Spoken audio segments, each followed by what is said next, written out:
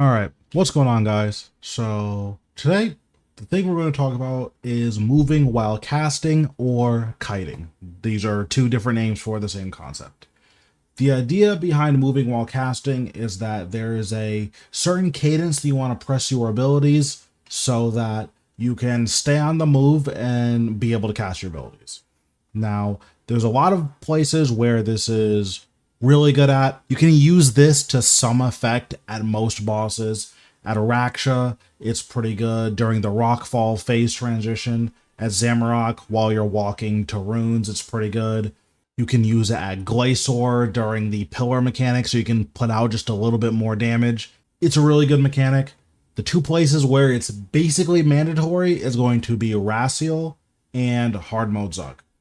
In Hard Mode Zuck, during the pillar phase, which is when you drop Zuck to 100,000 HP, you'll have to do 100,000 damage to a pillar 5 times. During that phase, you essentially need to run in circles around the pillar, and if you're constantly stopping, you will take an increasing amount of typeless damage that can make it hard to survive that phase. So, I figured, let's make a video talk about how to move while casting. Generally speaking, you can either do this by keybinding your abilities, which is a lot easier, or you can do this by pressing your abilities on your bar. If you're going to press your abilities on your bar, your clicks are going to need to be relatively accurate. So for most players, what I would say is keybinding your important abilities is going to be how you're going to do this. Now, for Necromancy in particular, you want to have at least one ability keybound. So I have my basic attack keybound. I don't have Soul Sap or Touch of Death keybound. I should, but I don't. I have all my incantations keybound. I have my Death Skulls keybound, which is really good. My Finger of Death keybound, which is really good. I have my Omniguard weapon spec, which is really good. All of that is keybound so that I have a lot of tools at my disposal, and I basically never have to stop while I'm moving. So now let's get into how to actually do this.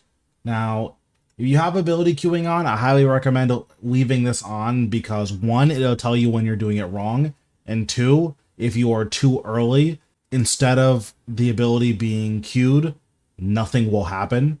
So that can make it pretty hard for you to do any damage at all. So let's just summon our conjures just for the sake of having them out. And then there's two different things to look out for. So here, what I'm doing is you can see that whenever I cast an ability, the circle is filling up.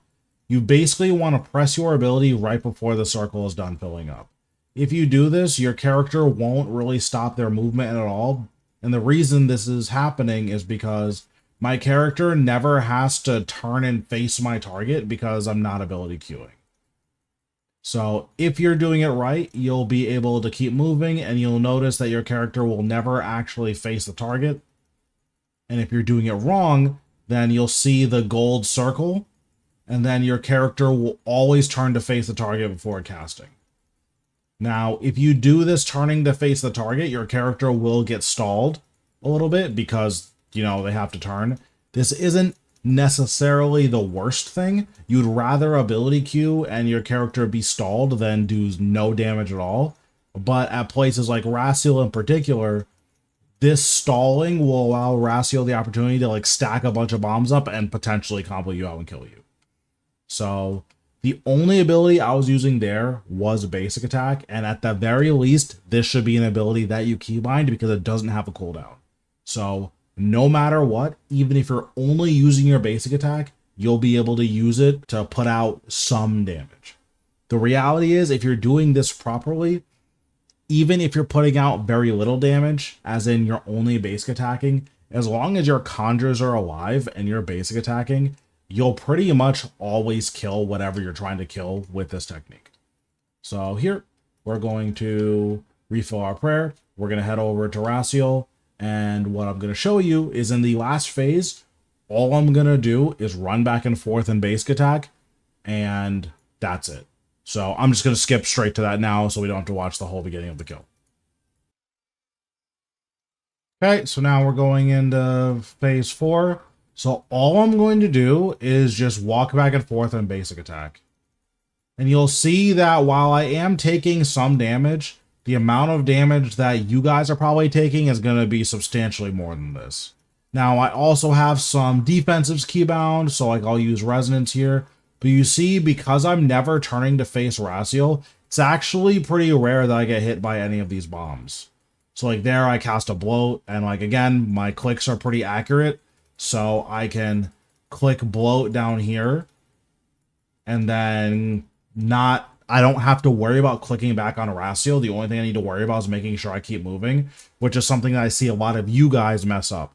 So we'll do another kill where I'm pressing the abilities on my bar, but I'm still able to keep moving because I'm not pressing the ability then clicking back on Rasial. I'm only pressing the ability and clicking on the ground. So here we're back in phase 4.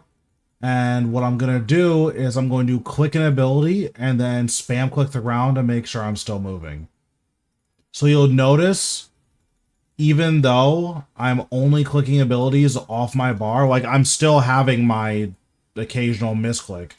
But by clicking the abilities off my bar and then spam clicking on the ground, we can still actually do quite a bit of damage here. So like even here, I'm going to click reflect. We're still just running back and forth.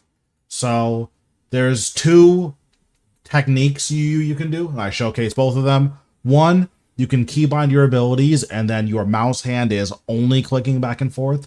Or 2, you can press your abilities off your bar and then your mouse hand is just focused on moving, period. Because at a boss like Rasial, as long as you're moving no matter what, you'll mitigate some damage. The same thing is true at Zuk as well, because Zuk shoots where you were. He doesn't try to do any predictive pathing like Rasial does.